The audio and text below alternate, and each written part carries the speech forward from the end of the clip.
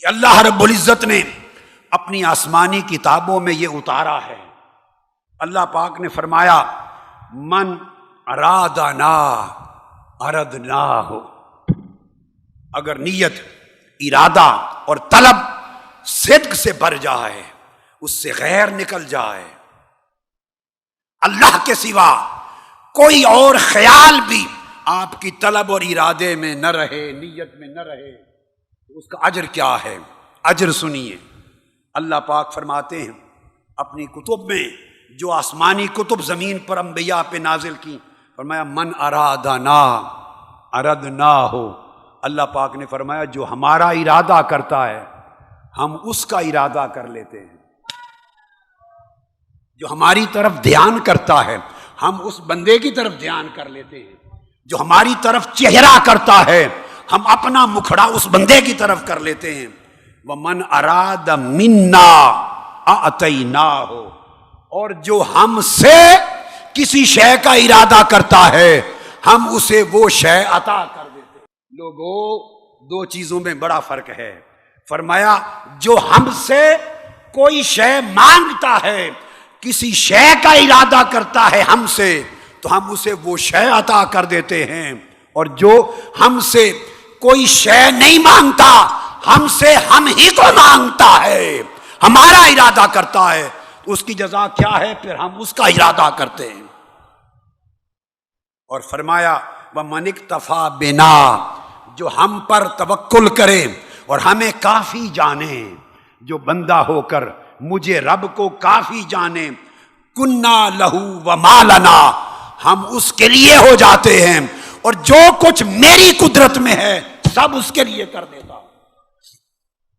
الا من طلبنی وجدنی ومن طلب غیری لم یجدنی، خبردار سن لو، جس نے مجھے طلب کیا میری عزت کی قسم مجھے پا لے گا، اور جس نے میرے سوا غیر کو طلب کیا پھر وہ مجھے نہیں پائے گا۔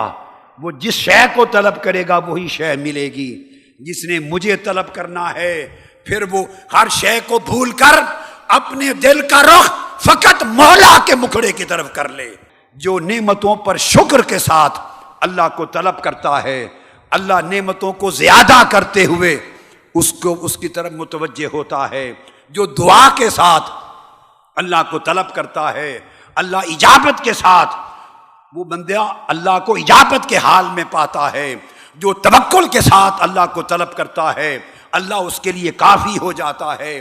جو قربت کے لیے اللہ کی قربت کو طلب کرتا ہے، اللہ اس کو اپنا انس اور محبت عطا کر دیتا ہے۔ جو محبت اللہ کی محبت کے ساتھ طلب کرتا ہے، اللہ اسے اپنا وصال عطا کر دیتا ہے، اور جو اللہ کو عشق کے ساتھ طلب کرتا ہے اللہ اس کو اپنا دیدار عطا کر دیتا ہے۔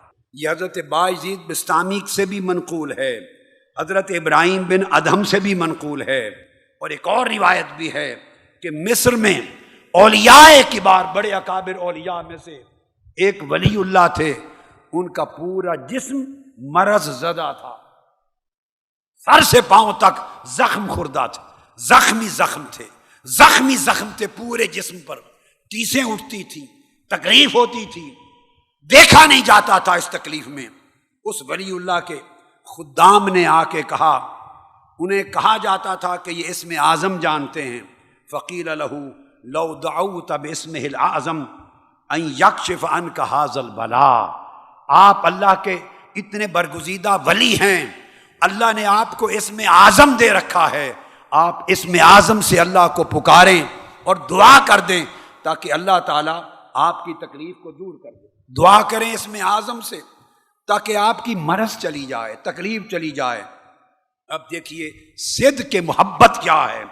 قال انی لاستحیی منہ ان یکون لی مراد بخلاف مرادہ، فرمانے لگے نادان لوگوں، تم مجھے کہتے ہو کہ میں اسم اعظم سے اس کو دعا کروں کہ میری تکلیف چلا جائے، میرا حال سمجھو کہ مجھے حیا آتا ہے کہ میں ممکن ہے اس سے یہ بات کہوں اور اس کا ارادہ یہ نہ ہو، تو میں اپنا ارادہ اس کے ارادے کے خلاف کر دوں، میں وہ تمنا کروں جو میرا مولا نہیں چاہتا، میں وہ خواہش کروں جو میرا مولا نہیں چاہتا۔